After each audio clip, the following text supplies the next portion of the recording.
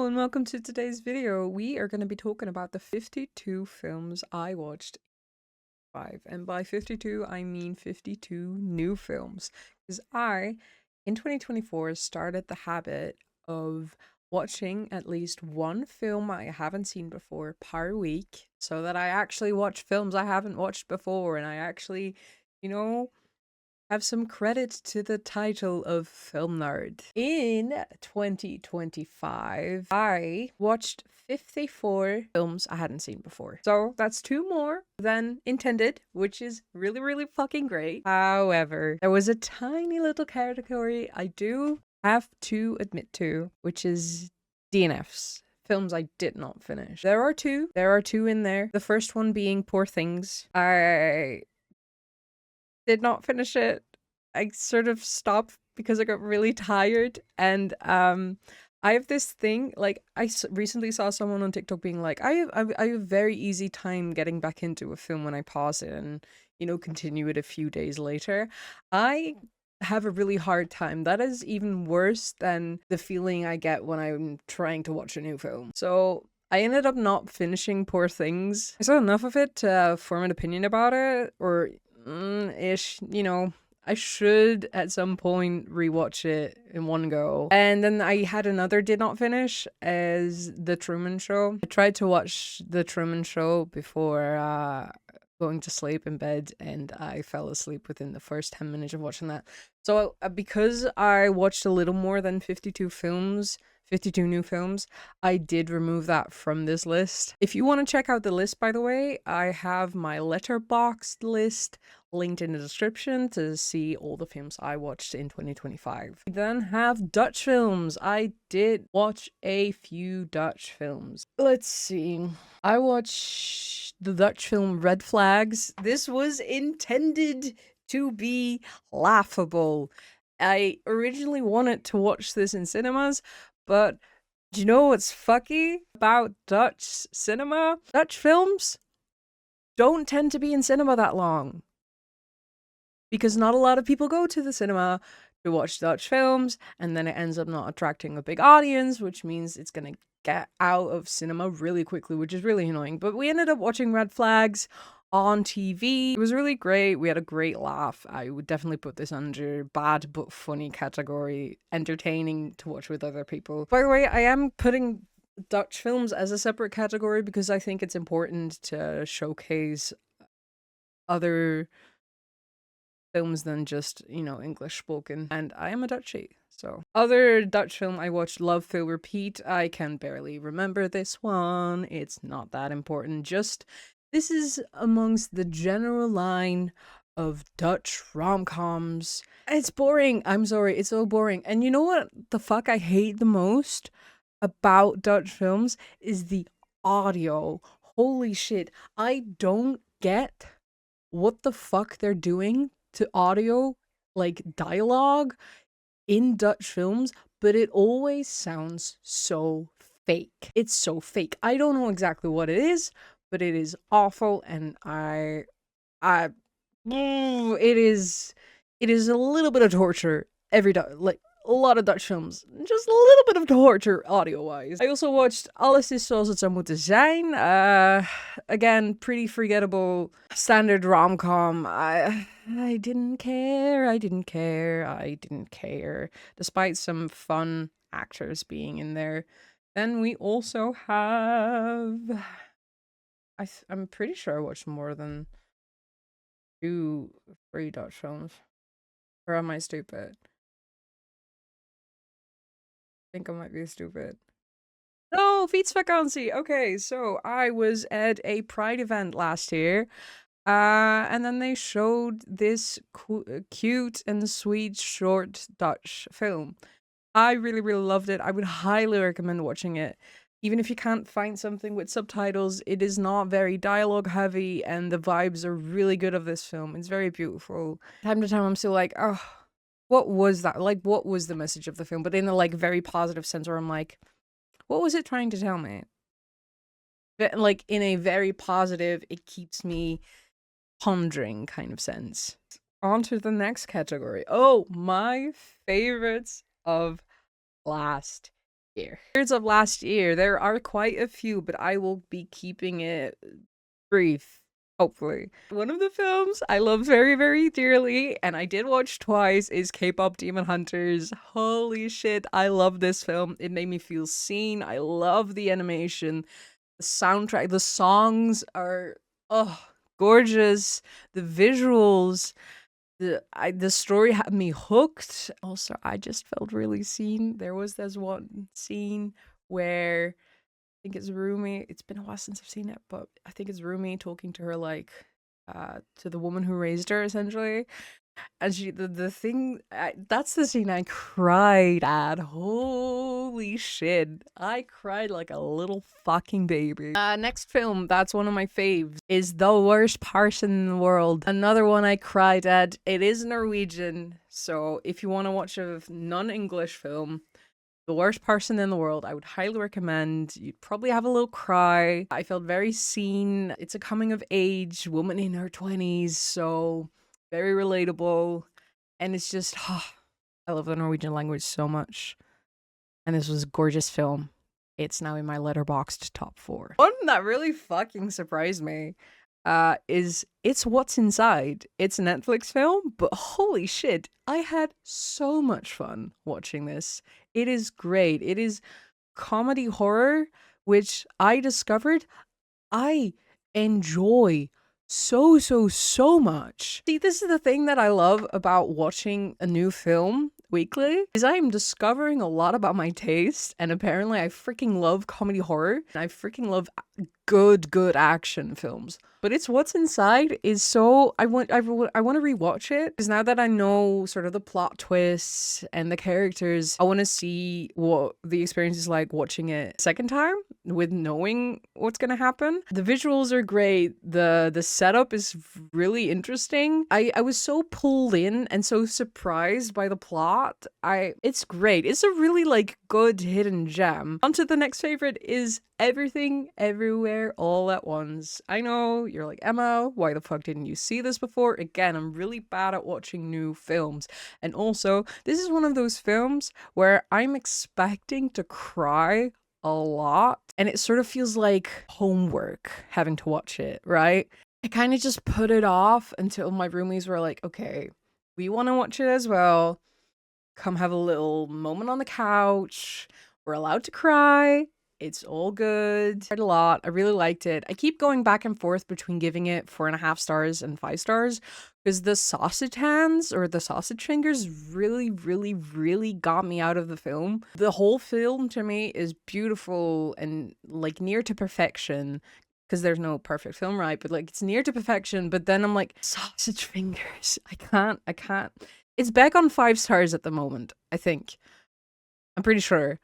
But sometimes I'm like, when I think about the film and I think about that, I'm like, I'm gonna give it 4.5 again. Okay. Next favorite was Asteroid City. Another fucking banger where I cried. My relationship with Wes Anderson films is really where I'm like, okay, these are films I have to lock in for, sit down and force myself to watch it, which isn't necessarily like a bad thing, I would say, but it's just like, okay, I might really have to lock in and give my all to this film. Sometimes they're so slow or there's certain dialogue being used where I'm like, oh my god, this is hard to process. But this film, despite its layers taking a little bit getting used to, I loved so much, which really surprised me because from the look of it, like obviously the aesthetic is very cool and like very loved, and I love it too.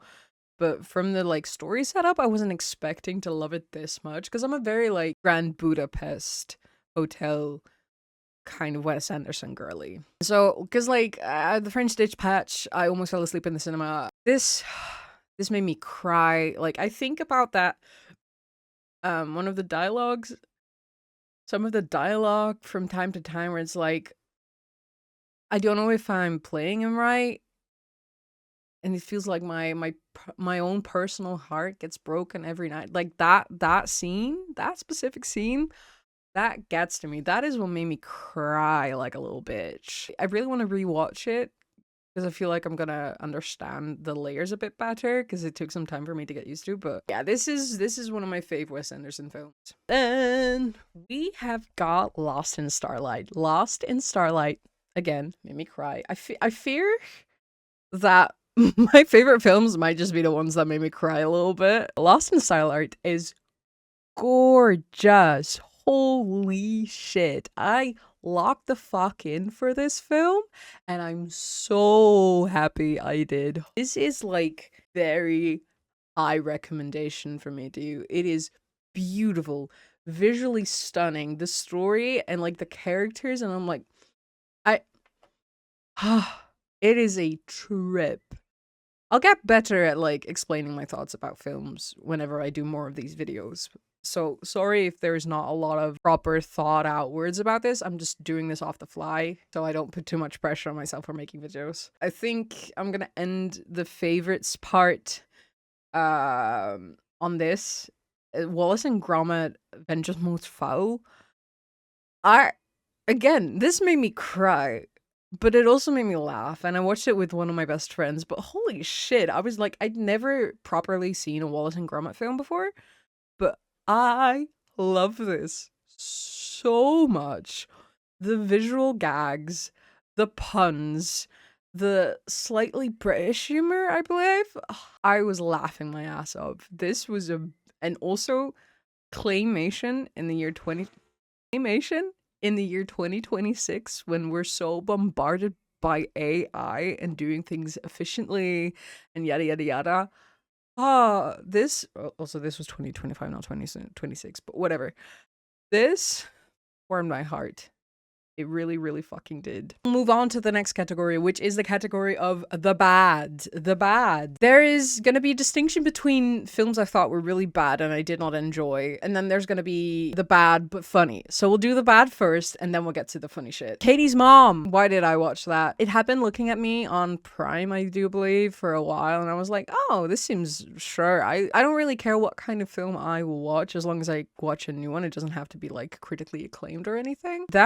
I was annoyed. I was annoyed the whole fucking time. Every decision the characters made and every decision that the film took visually, I was fucking annoyed. Chemical Hearts, I'm sorry, it was fucking boring. I love a good, like, teen romance film, but this was so checked out at some point. I was like, oh, can we get this film over with? Category bad is also kind of category forgettable, including Night and Day. I barely remember watching that. I saw it in my list and I was like, oh, that's in here? Alright. The Pod Generation. I was bored. Also, I don't know why I watched it, because I generally don't like watching like pregnancy storylines. Geostorm. I don't remember what this was about. I know I watched it with my parents, I believe. But other than that, next, forgettable. Sex in the City 2 made me want to kill myself. I'm not gonna lie. It made me want to... Last year, for the first time, watched Sex in the City all the way through. I was very entertained. I was very surprised by how deep the characters sometimes are, because I was expecting very service level characters. But I was very surprised that they were not service level at all. You know, there's some choices made here and there. I won't go into Sex and the City, the show, that much. But the second film, how dare you? Like, the first film already was like, Second film, what a fucking disgrace. Holy shit. Why is it the way that it is? Why is it the way that it is? Another forgettable one was another simple favorite. I was bored. I'm sorry. I was so bored. Inside Man Most Wanted. I don't remember what happened. La Dolce Villa. Also, not funny, not entertaining enough to be in the bad but funny. Just bad. And I don't want to be a little bitch. Don't get me wrong. I love watching bad films. I love watching bad films. So this is not necessarily like an awful category to be in. Picture this. Forgettable. Let's do bad but fun. The Voyeurs. I was shocked at the turns this film was making. I don't think it's a very good film, but I was entertained to the max. Beautiful disaster. I have a very big doubt whether to put this in bad or bad but funny, but honestly, it was kind of bad but funny. I was like, oh, what the fuck are we doing? It was so bad. It's so bad, but I was really, really training my cringe muscle. It wasn't even attempting to be a proper story. It just took you wherever the film wanted to go. Bad but funny. My fault. My fault. Bad but funny. Definitely highly entertaining. I love asking my roommate, do you want to watch a horrible film? Do you want to watch a bad film? And she's like, yes. And I'm like, okay. And then we laugh our asses off for 2 hours. It's great. It's really lovely. There was a bath. I want to get through some other honorable mentions from this list. So Red, White, and Royal Blue. You are the love of my life. I watched you with one of my queer friends, queering it up. There's nothing as fun and entertaining as watching Red, White, and Royal Blue with another queer person. I would highly recommend. Shout out to you, James. Mickey17, very entertaining. Wow, beautiful. Robert Pattinson, you are the love of my life. I want to watch every film you are ever in. Maybe I should do a little Robert Pattinson week. Palm Springs, Hood, Sex and the City. The idea of you, holy shit. Holy shit. The flirting in this film. I was sold. It's not a very good film necessarily. It's just medium to good. The flirting had me going. New Kids I forgot one in the Dutch category. We're going back to the Dutch category. This is Dutch category. New Kids Turbo. Holy shit. Holy shit. This is one of the best films from Dutch cinema I've ever seen. It is entertaining. It is edgy. It has dark humor. The directing did not need to go this hard for this film. This is actually insane how good this film is for what I was expecting and for what the franchise is. That is absolutely insane. And sitting in bars with cakes. Fuck you for making me cry. It seems like I'm just a little crybaby. I don't cry at every film I watch, I promise. Sitting in bars with cake is not the film you're going to be expecting from the title. It has my heart. Another bad but funny is a Minecraft movie. Hello? I would highly recommend you read Istit Cullis' review on a Minecraft movie. And it will explain the insane hour of aftertalk we had when we had watched a Minecraft movie in cinema. I think that's all I have to say about a Minecraft movie. I can't wait to do it again. I think this summer. Last honorable mention is Cars and Cars 3. As a child, I'd watched Cars 2 in cinema. It's one of the best cinematic experiences I've ever had. I had not watched Cars the first one, nor had I watched the third Cars film. Do not worry, I finally completed the trilogy last year. Is there a fourth Cars film? I'm not sure. Either way, I have questions. I had many questions during the film. I was entertained. If you want to see the rest of the films I have watched in 2025, I will link my Letterboxd list down below. Follow me on Letterboxd to see when I finally learn to form an opinion. And I will see you in the next video.